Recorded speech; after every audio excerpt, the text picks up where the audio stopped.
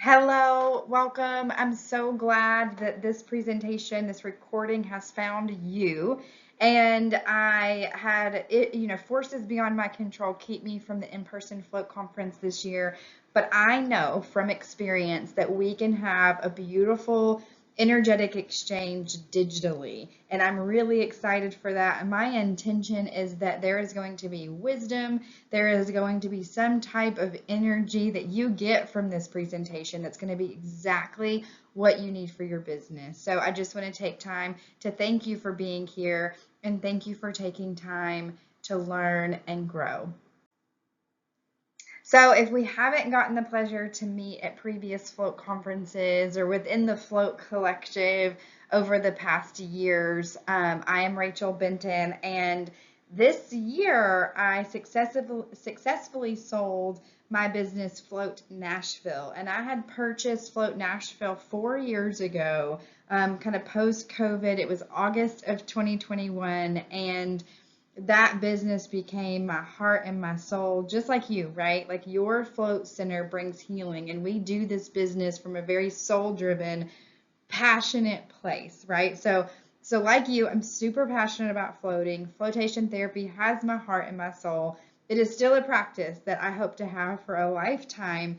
And really, flotation therapy brought me back to myself. And flotation therapy was very much a gateway into the wisdom that we're going to be sharing here together today. So we'll get more into that in a moment. But on top of having that float center experience, right, that ownership experience, at my core, I'm a teacher. At my core, my heart, I'm a teacher. I love to teach business. I hold my MBA. I teach as an adjunct professor at a local private university in Middle Tennessee.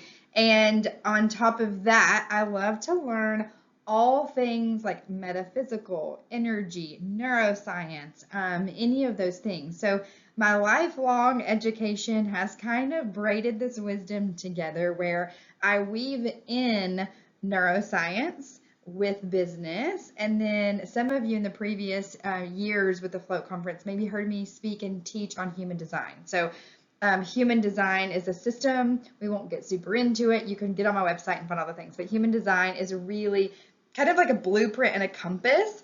So you can have language, like your mind gets language of how your energy flows, and it helps regulate the nervous system so you can drop back into your body and be really body led. So super, super passionate about that. And then from a business angle, another business angle, my husband and I run and own and operate a real estate company. And in that company, it's mainly investment focused, but we're fixing and flipping single family residences. So from the world of business, from the world of real estate, from the world of being in an unpredictable economy, I know a bit about regulating the nervous system so you can stay calm in chaos and have access to your executive function, right? So I'm speaking from a lens in this time together from lived wisdom, and I'm so excited to share it with you.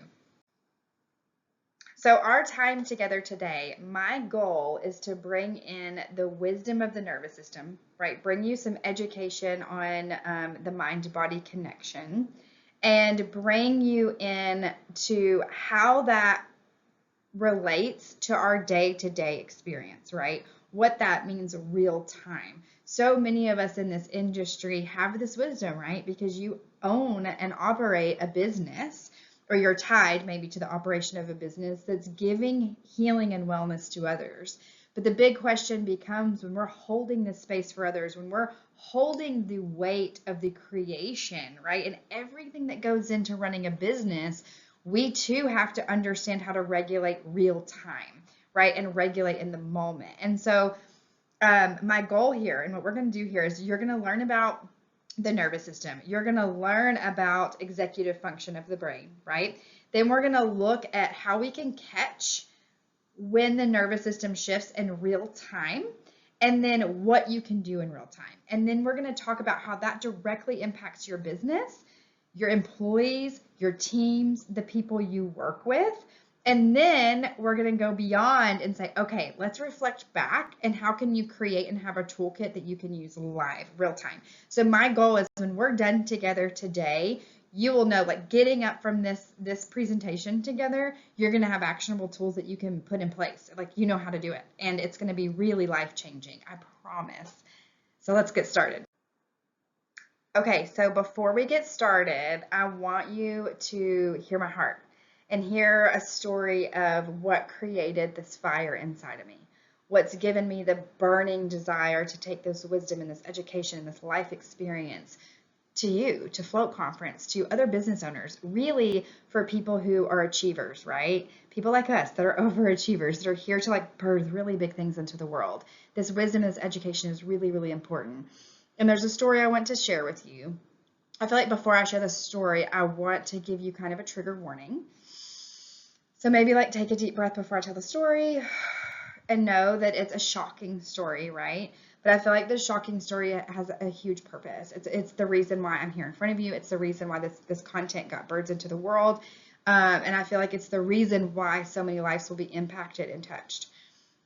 Also, I might get a little bit emotional telling the story because it's very raw and it's very new and it's very real. It's my real life. And so, okay, we're good. So earlier this year, I had mentioned in my previous slides that my husband and I are into real estate, right? I told you that I owned and operated Float Nashville, and you will appreciate this as a float enthusiast. I was in the float tank. This is early on in owning Float Nashville, so like August 2021, September, or something like that. And in the float tank, as clear as day, I heard the seat of my soul say, people need a place together and you're supposed to bring the space. And so like any floater would do, right? You're just like, yes, let me listen, let's do this, you know? And for me, I had the tools and I had the wisdom to like get somewhere, right? To get a place, physical place. So long story short, the universe brought in this amazing historic retreat, the retreat space. It happened really fast. It was insane, right? It could only have been spirit, right? When I look back on it, it's like only spirit could have brought me this beautiful place. We owned it for 3 years. We owned this place. It hosted retreats for the Float Nashville community. It turned into a short-term rental, and it was kind of like this hybrid business. But I got to a point with some of the practices that I'm going to teach you, right? And also through flotation therapy and deep meditation, where I knew from body led that it was time to release this space. So of course, when it was time for me to release this really unique space, I called my dear friend and neighbor. He was my neighbor at Float Nashville. He was a mortgage lender. Float Nashville is like in this quadplex, and he was upstairs in the quadplex, right? And so him and I had become friends since owning Float Nashville. We had spent years getting to know each other, and also he had done several deals with me in our real estate business. And his skill set is very much a creative lender, right? He was a very creative person, and he was driven on the relational aspect of his deals. So like he loved me and Brian, right, my husband, and he was going to help us get whatever deal to the closing table. And so this particular situation, this particular property was really, really unique. It ended up attracting a buyer, and I initiated them to Mike because we needed a creative lender, right? So long story short, somewhat, we rode this journey of getting this property to the closing table for about 4 months. And what that looked like is a lot of work, a lot of doing something and getting another block, and then overcoming that block, and then getting something, and then the whole time, like, is this going to go through? Is this going to fall through? For me, there was a lot of financial pressure. For Mike, there was a lot of pressure because he, at his core, like worked for his people, right? And so he knew how much pressure was on Brian and I, and so he wanted this to close for us. Then you've got his client, which is our buyer, really putting the pressure on because she really wants this for her big vision, right? And her big why. So anyway, there's just like lots of pressure. And we were in this pressure cooker for 4 months together, to the point where, I mean, we're talking every day, and he understands a lot of the things that we understand. He was like working very closely with a functional medical doctor. He understood floating. He would float occasionally, not often, but occasionally. He would do the brain tap. He would do the things, right? Very like educated in this holistic space. And we'd be talking and I'm like, oh my gosh, I was like literally regulating multiple times an hour, until like my husband would come home. We'll talk about this in a little bit, but my husband very much would help me co-regulate, right? My husband's a very grounded, peaceful person. I always say he's like my big oak tree and I can like sit under his shade and just relax. And so when I was with my husband, I was okay. But when we were separate and I was like in the thick of the trenches of this deal, dysregulation would occur, right? It was an intense deal. And fast forward to we finally, after 4 months, which if you don't know anything about real estate, a deal should take 30 days, like the max 45.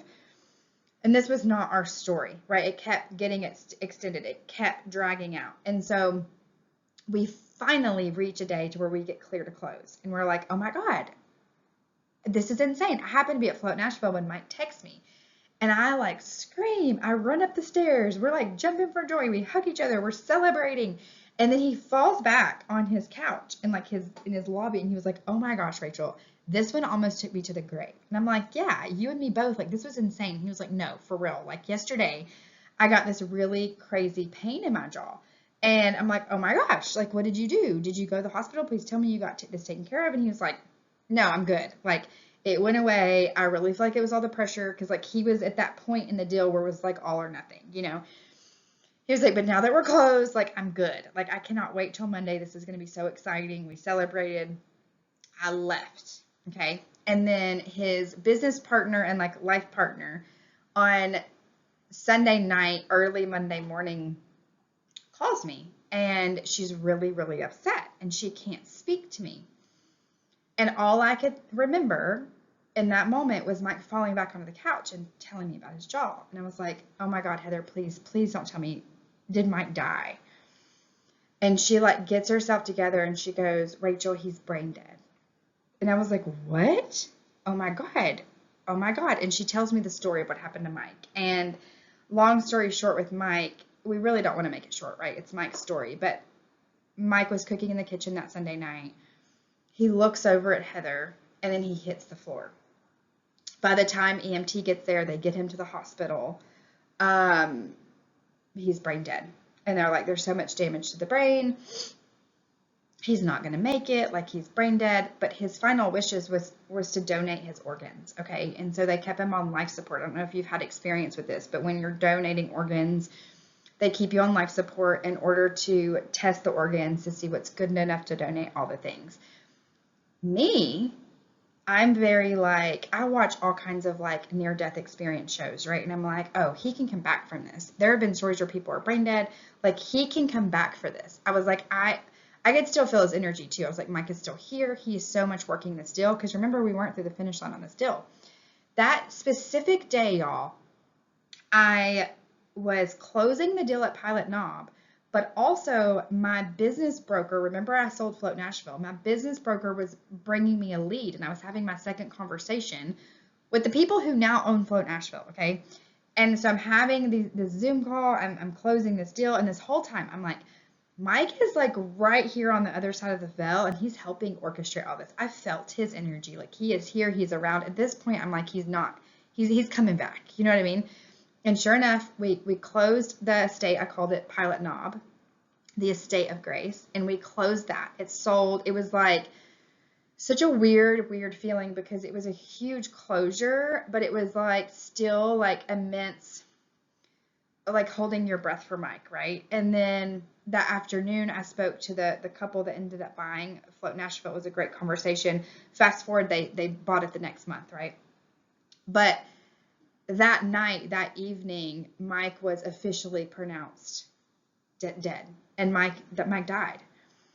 And that moment changed everything for me because Mike's story, it's also my story. It's also your story, right? We get a chance to do this a little bit different. But just like Mike, you probably are if you're watching this, are an overachiever, right? Someone who says, like for Mike, he's like, I'm going to figure out my health. I'm going to do what this functional medicine medical doctor is telling me once the business is regulated, right? Once the business is stable. Remember, he's a mortgage lender in a crazy economy, right? Mike's like, I'll focus on this once this deal's done, right? And I know that this is a common practice amongst entrepreneurs. I know this is a constant practice among high achievers. It's we'll focus on ourselves once X, Y, and Z is done. And I feel like Mike's story is here to show us and teach us that we cannot wait on the perfect timing to check in with ourselves, right? And the wisdom and the message I want to bring through this specific information that came from this specific experience is we have the ability to, in real time, amongst these chaotic, crazy experiences, amongst the economic disruption, amongst the financial strain, amongst our businesses could be feeling like they're crumbling at our feet. We have the ability to turn inward and to regulate our nervous system. And the flotation therapy community, right, knows this deep in our core, but I am here to bring this information to you outside of the float tank, right? What can you do in real time when you're in high stress, high stakes situations to nourish your body and ultimately thrive through the experience, right? Stay really connected to your roots during that experience. And one of the things that jolted us at the core, after Mike passed, that was really jolting, but a few days later, he was able to donate his organs. And what was so mind-boggling was he didn't have a heart attack. He didn't. He had an electromagnetic glitch in his system, and his heart was perfect. His heart was donated, actually, and saved the life of a 57-year-old man. But he literally died from stress. And when we got that validation and that clarity around what happened, it was like, oh my gosh, I have to take the story. I have to tell the world this is my what's next, right? I didn't know why I was selling Pilot Knob. I didn't know why I was selling Float Nashville, but this is my next. I've got to bring this wisdom to the world. And so, my friend, this wisdom is coming to you. You're watching this for a reason. I don't know why you're watching this, but I know that you're meant to be impacted by Mike's story. You're meant to be impacted by the wisdom that's going to come through this presentation. And I am just so thankful you are here, and thank you for listening to Mike's story. I'm excited. Let's begin. Okay, so I want to invite you to a little bit of a somatic practice because that story obviously triggers me a bit and made me emotional. And so I want to reground into my body. And I think it's a really great time to reground together because that story was a lot, right? And it could have been a lot for you to hear too. And so we're going to do a mini micro somatic practice, and we're going to just box breathe together. So we're going to breathe in for 4 seconds. We're going to hold for 4 seconds. Then we're going to breathe out for 4 seconds, and we're going to do it for 4 rounds. Okay, so 4, 4, 4. Okay, ready? In and out. In, out.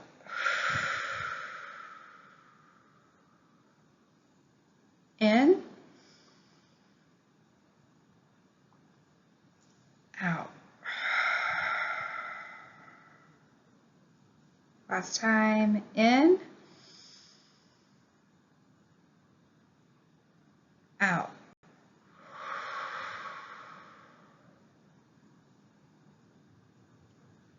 Okay, let's keep going.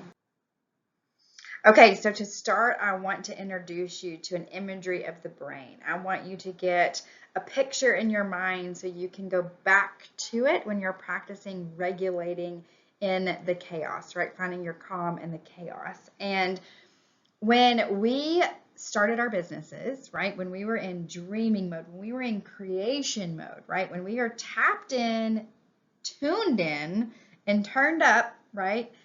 We are engaging in our prefrontal cortex, okay? This prefrontal cortex is where all of the magic of insight and really ease. If I'm in flow and I'm doing something and it feels with ease, it might not be easy, but if I'm doing it with ease, my prefrontal cortex is engaged, right? I'm in my highest brain. I'm tapping into all of my skill set.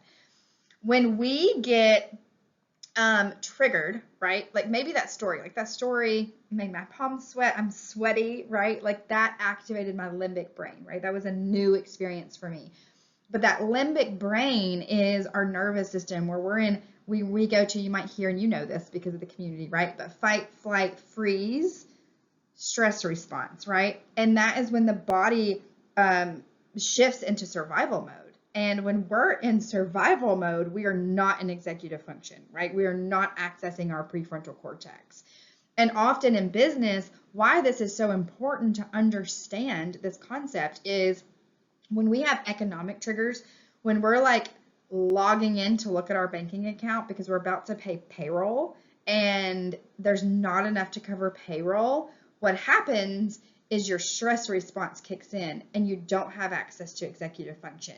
When you don't have access to executive function, your decision making isn't as clear, but also it's not as creative because creativity lives in executive function. Creativity lives in that prefrontal cortex, right? Think about when we float in the float tank, like how much more creative we feel.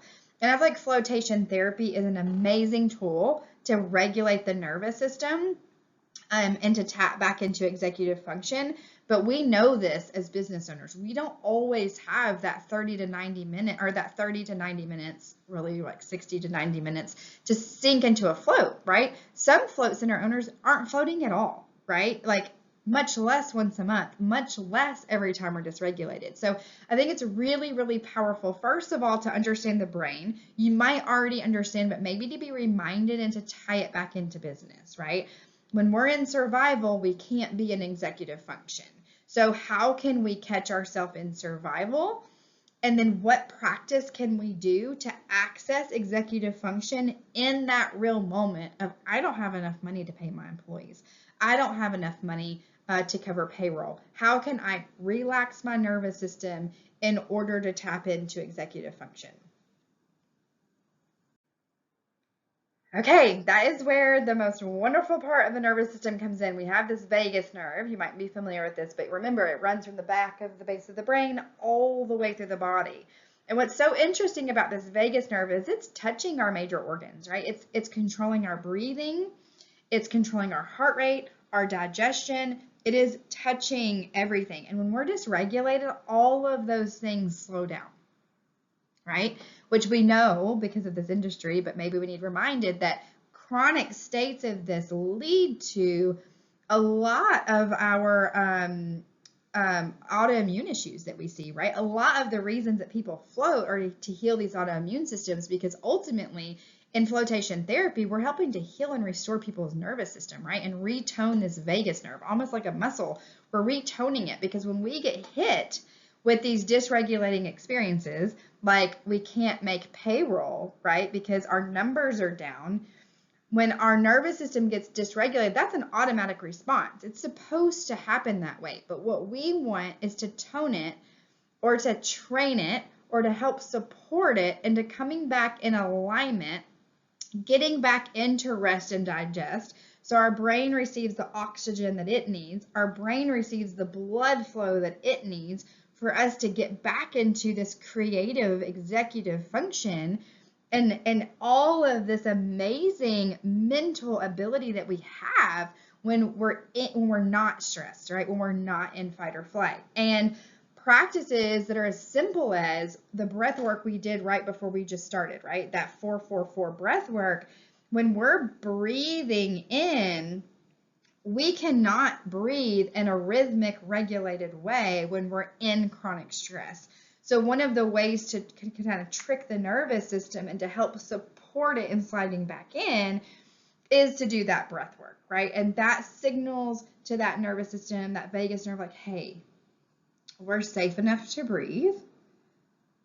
Now, once I feel safe enough, right, and I'm starting to feel my hands not sweaty anymore, I'm not sweating anymore, then I'm able to jump back in and say, okay, how can I look at the situation again? And you might find yourself in business. Like, remember in my estate when I was selling that, I was telling you, I'm regulating multiple times an hour, right? And in a few slides, you'll get a regulation toolkit that I like to resource and reference. I use it for my clients as well. But there's so many different ways to regulate the nervous system. Breath is just one of them, but drinking cold water, like any way to like stimulate, hey, I'm not dying, to tell that reptilian part of my brain, like, hey, I'm still good, I'm alive, I am not dying, will help you be able to make and to access those creative decisions you know you're capable of. Because if you weren't capable of these creative decisions, you would have never been able to open this business in the first place, right? So it gets you back to you, right? It gets you back to that spot. So the vagus nerve is a really, really important step into accessing that executive function in the midst of chaos. So the wonderful thing about practices of regulating the nervous system, we know this a lot in the flotation therapy world, is that we have neuroplasticity. We have the ability to build neural pathways in our brain that will ultimately start responding around chaos, right? So before you know it, you're automatically taking those deep breaths because you have neural pathways built to be able to witness in real time when you're dysregulated, right? So a lot of these things that I'm teaching you and that you're going to be practicing, they might feel like an uphill climb at first, but over time, it can be as simple as like 40 days. Like over the practice of 40 days, you're able to start to build those neural pathways, neurons that fire together, wire together, right? So you're building a whole new neurosystem within your mind that allows you, once you're triggered, to do these things to regulate, to stay in executive function. So before you know it, you're able to almost instantly get back into executive function, right? So you're clear, you're consistent, and that's the goal. So know that in the beginning, when you're training your brain, when you're learning this wisdom, there's going to be some effort there, right? There's going to be some call out.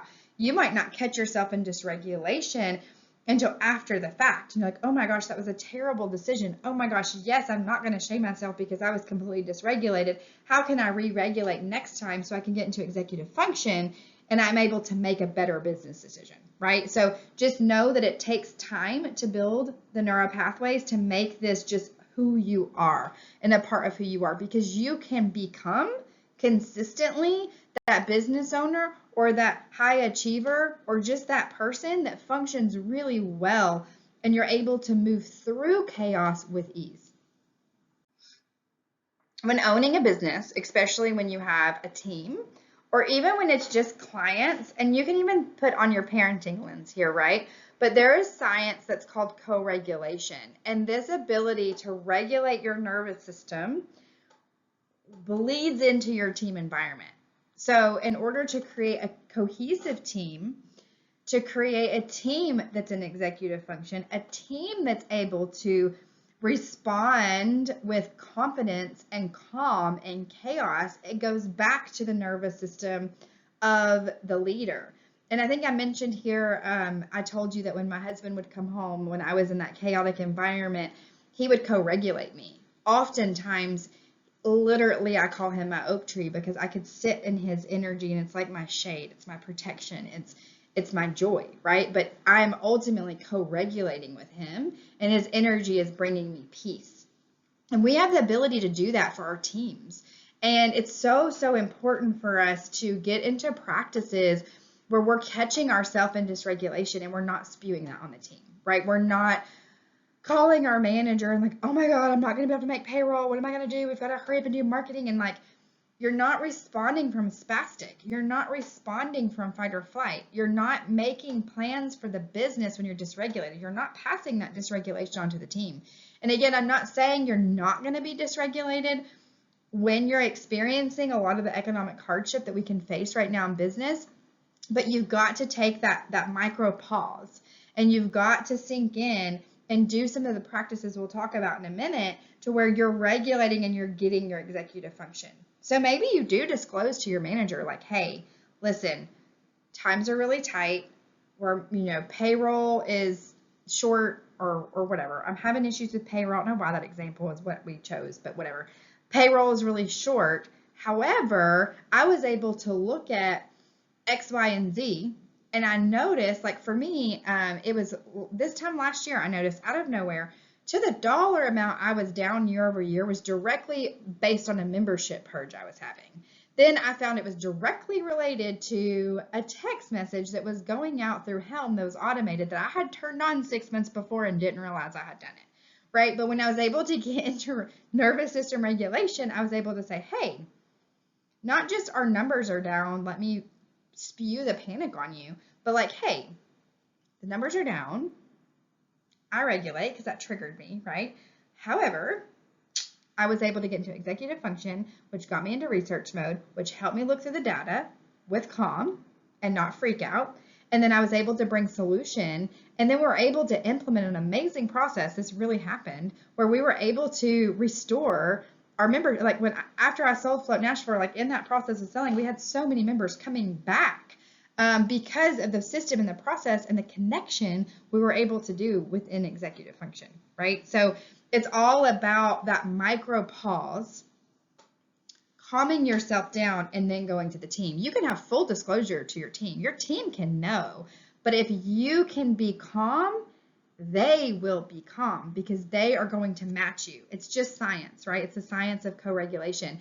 And if you're a regulated leader, you're going to have a regulated team. If you have a regulated team, your clients feel that. And clients do not want to come regulate in a dysregulated environment, right? So it literally starts with you. And what we're learning in this presentation, what you're going to get, the gift you're getting from this are tools and the science and the reason why it's so important to regulate. Okay, so I want to give you some pillars. Think of this as framework, right? Like if we have a beautiful picture frame and you are the picture, but we want to support you and give you framework to hang on your wall, right? We're not looking like at this as rules. We're not looking at like as schedule or strict structure, okay? I want you to play with this concept as framework. And it's to support your nervous system. So your nervous system can support you. So then you can do this big things that you're birthing into the world with ease, right? And remember, ease doesn't mean easy. It just means you're flowing with the current of life, right? And one of the things that I like to do is to start with a morning ritual and to start your day in regulation, right? There's so much science about that power hour, that very first hour of our day, but it can be really simple and it can be brought into real times because so many of us have kids who are getting off to school. We have like quote unquote could be a hectic morning, right? But if we take this intention, this intuitive time, and it can look different from all of us. And I want you to play, put your science researcher hat on, right? You're experimenting with what morning ritual, and I like to call it a ritual. I hate the word routine, right? Maybe that's why I call this framework as well. But I want you to play around with a morning ritual to set your day up with intention. Some of the main things that I feel like are really, really important, very first thing in the morning, is not touching your screen. So don't immediately wake up and grab the phone, because as soon as you start scrolling, your energy is not yours anymore, right? So I want you to take time when your energy is still yours. It hasn't been given to a phone. It hasn't been given to a work problem. It hasn't been given to a spouse or your children. For some of us mothers, that means changing our nightly routine in order to be able to get up. Like for me and my family, I'm only up 20 to 30 minutes before everyone else. But for 20 or 30 minutes, I have the space, and I like to think of it as like I'm setting my frequency tuner, right? I'm setting my energy tone for the day in that 20 minutes of time. It's not even a full hour that I get, but that 20 minutes is my time. And you can do with it however you want. For me, hydration is really important. I do lemon water in the morning, but that's part of a ritual for me that's important for like my liver. I'll make my protein coffee. I'll do a walk. If there is times in maybe my month or my energy cycle where I'm not wanting to move my body, I will sit in nature and sit outside. Maybe do a small yoga flow, but just really micro, y'all. This is not huge. It doesn't have to be this earth shattering huge morning routine. It's these simple things But the whole point is that you are plugging your energy into yourself, right? You're taking, like, you're a big lighthouse for the world, right? Your energy wants to move through you so you can do big things in your business, so you can do big things in the world. But in order for your light to be really bright, you've got to take your plug and you've got to plug it into your own outlet. And that's what you're doing in the morning. If this plug does not get plugged into your outlet, all day long you're just getting plugged into everyone else's outlet and you feel like a ping pong ball and you feel really exhausted, and it's way harder to regulate your nervous system when it's energetically getting plugged into everybody else. So if you can take this time in the morning, it is really, really, really important. And I want to offer a side note because this comes up in live audiences for me. This like, oh my gosh, I would love the idea of having 20 minutes, in the morning to like pre-start my day. Maybe logically that makes sense to you, but energetically you're like, I am having such a hard time sleeping. And it's the sleeping issue that's creating the hardship of having the morning routine. So I teach human design. There's going to be QR codes where you can get to my website if you want to know more about human design. But human design helps us understand our energy. And 80% of people have defined sacral in their body, which means you have energy in your body that pulses on when you wake up and it needs to burn out every day. A lot of us in today's world, we're set up to do mental work, right? So we're using mental energy, but we're not moving our bodies, right? And we're not actually using all the energy the sacral wants to use. So 80% of people, which if you're not in that 80% and you're a different energy type, if you run your chart, we can have a sidebar conversation. But for 80% of you, that sacral energy is not getting used every day. So you'll come home and you feel mentally exhausted, but then when it's time for bed, you toss and turn, and it's because your sacral energy didn't get used up. So my tip for you to kind of reverse that and to kind of fix that issue would be to move your body. So find an activity, and you could move it, like if you have a hard time and you're going to sleep, it's 10 o'clock at night, get up and go move your body. And then when your body says go to bed, then go to bed. I don't care if it's 2 a.m. Wait until your body is exhausted. And then see if that can reset kind of your circadian rhythm. Okay? All right, let's move on. Okay, now that you understand the importance of the morning routine, I want to introduce you just to some staples that you can use throughout the day to help support your nervous system, to support that vagus nerve, right? For it to stay in alignment, for you to be able to stay regulated, for you able to access your executive function, right? Something that I think is also important is like in executive function, that's where curiosity lives, right? I feel like curiosity can change the world. Like if we can get curious, we can get creative, and then we can really make impact on anything we're doing. So throughout the day, when you're feeling dysregulated, I want you to think through some categories. On your screen, you will see a QR code. You can scan that QR code. This will get you to a full toolkit that I created. What I often tell my clients is this is a really great starter nervous system regulation toolkit. However, we are all really unique, and we all have things that will just bring our body back home, right? Bring our body back into regulation. So throughout time, I would like you to take this toolkit, maybe save it into the notes of your phone, and then throughout time, add in your own personalized regulation tips, right? Regulation options. Because when we're in fight or flight, when we're dysregulated, we have a really hard time remembering what we need. So having the ability to pull out your phone to look at your options can help you pick something to regulate really, really quickly. Okay. And one of the very first things I like to look at is just the nourishment of my body. I think a lot of high achieving people, a lot of entrepreneurs tend to be neurodivergent.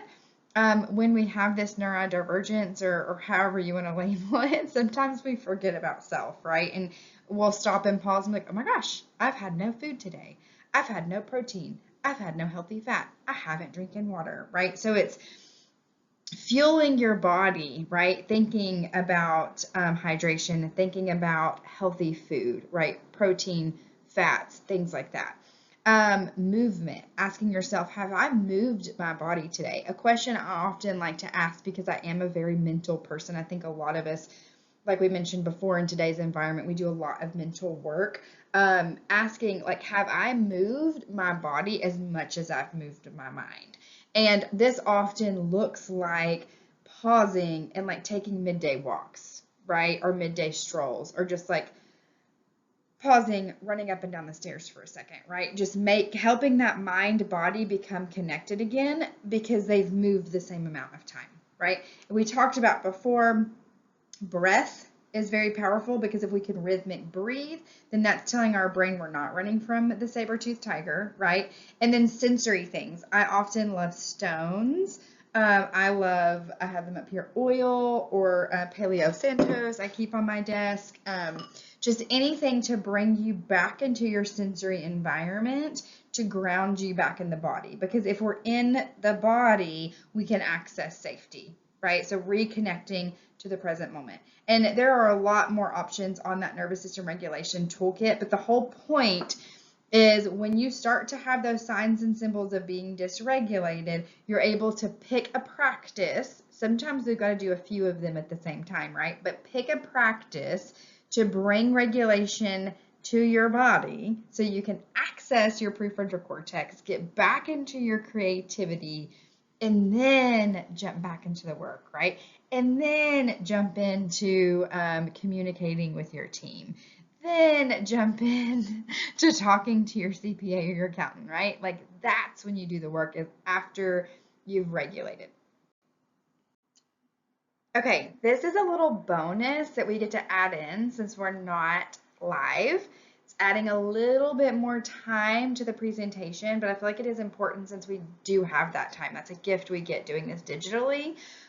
So I'm gonna bring you into reflection practice so you can take a second and think about everything that you've just learned and be able to bring your business in. And I want you to reflect on how this work, how this knowledge could have impacted your business in a different way now that you know this knowledge. Okay, so I want you to, now that you kind of have your business at your forefront, throughout this PowerPoint for whatever option, the situation of payroll was kind of coming to mind. But I want you to think about a situation you've had recently that created some dysregulation in you. Maybe it could have been a refund request from a client. Maybe it could have been the water turning a crazy color. Maybe it could have been you opened your calendar and there's no bookings for the weekend. Maybe it could have been the number of your banking account. Maybe it could have been like your key employee quit, right? Whatever the thing is, like think back. See if you can close your eyes, drop into that memory. And when you're in that memory, can you revisit how your body felt? Can you remember that? Do you notice anything in the body or from your memory of what the body felt like? Maybe it was like dysregulated breathing. For me, a lot of times I will hold my breath. So maybe it was like holding of the breath. Sweaty palms, increased heart rate, maybe your mouth went dry, maybe your whole body went hot, right? Those are some signs and symbols. We all have different responses, and our responses are different for each circumstance, right? But once you have those signs and symbols, could you have taken, or maybe did you, right? Did you take a pause? Right? Did you take a pause? Did you take a timeout? Did you take time to regulate before addressing the situation? Okay. And there really is power in the pause. And I feel like sometimes, especially in today's culture, we're very much responsive beings. We've been conditioned to respond, and to respond instantly and to respond quickly. But maybe you get that email from that client asking you for a refund, and you feel all of those emotions and you hold and you pause and you don't respond right away. You wait and you take time and you think through and you research their helm. I say helm, not everybody uses helm, but you research their account. You see, what is the real story? Is there a creative option? Is there a way that I can get them what they need and what they're wanting, or what they're asking and desiring, while maintaining the needs of the business? And that's the creativity that's needed in a lot of these dysregulating situations that we access in our executive function, right? We access in that prefrontal cortex. So if we can calm the amygdala, if we can calm that reptilian part of our brain that's just dumping all these chemicals that are making us think like we're dying, if we can recognize and calm them, then you're able to bring up those creative solutions. And I want to encourage you that this process from triggered to calm, right, from triggered to creative business solution doesn't have to happen in 5 minutes.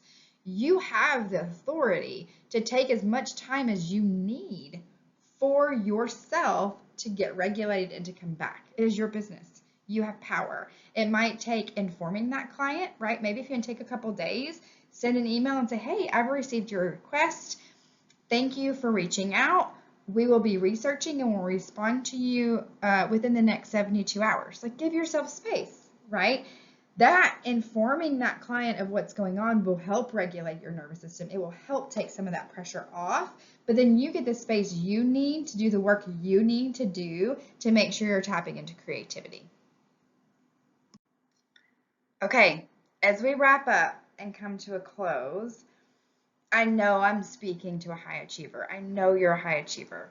I know that you would not be listening to this if you were not. And often as high achievers, we want to do things perfectly. We want to do things in a completed way.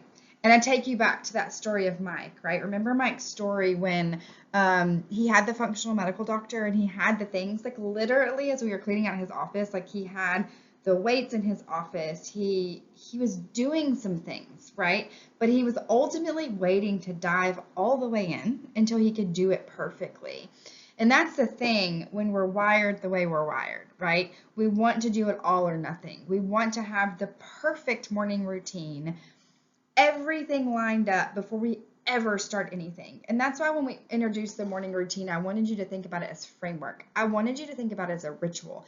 I want you to put on your experimenter hat for your life. Like, look at this as just a life experiment, right? Something to play with. And don't wait to, I feel like the morning routine is like one of the most, I think that's why I gave an entire slide. Like, it's one of the most important, powerful rituals you can give yourself, because plugging into your own energy is going to dissipate the amount of times that you have to regulate throughout the day. I promise you that. If you don't believe me, like, don't take my word for it. Practice it.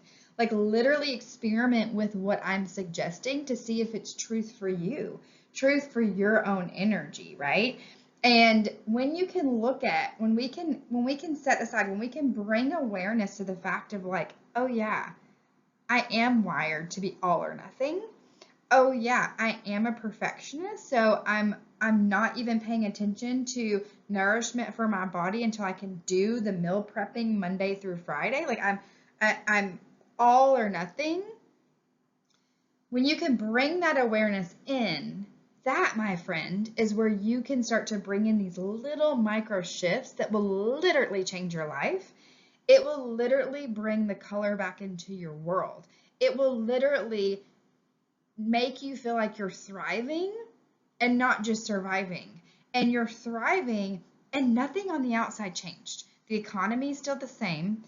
Maybe the business numbers are still the same, right?